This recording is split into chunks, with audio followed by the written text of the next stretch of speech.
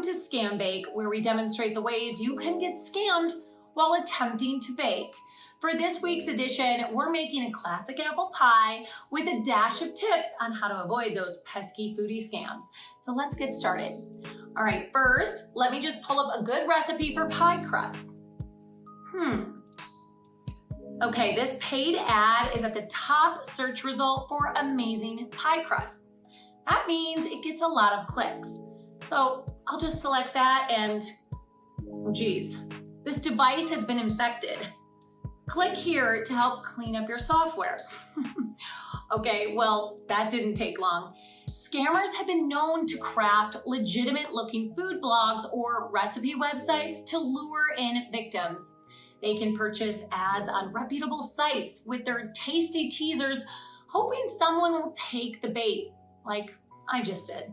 So this is clearly a scare tactic used to trick us into unnecessary technical support services that claim to fix a device or a software problem that just doesn't exist. So let's go back and try another recipe.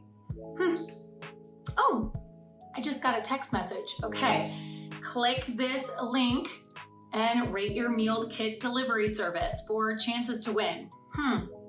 Okay.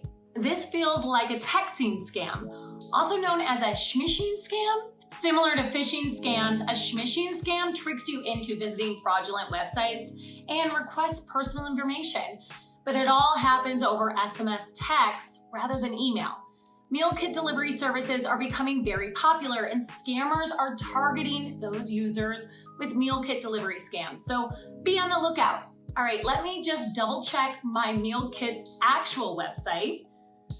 All right, no sweepstake offerings, and yep, I knew it. They posted on social media about recent tech scams affecting users. Well, that's 0 for 2 for the scammers, but how am I going to get this pie baked? I know a food delivery service. I can order from Little Sally's Bakery. Let me just pull up my meal delivery app and, okay, that's weird. There's been some changes to my account, but I haven't been using the app. I knew I should have monitored my account better and changed my password to make it stronger. Delivery apps typically require login information to access services. With a weak password or with information exposed from a breach, scammers can find their way into these accounts, using your financial information for their late night snacks. So keep these apps protected with strong passwords and any additional security protections on the app that they may offer. All right, well, there you have it. The reason we can't have nice things.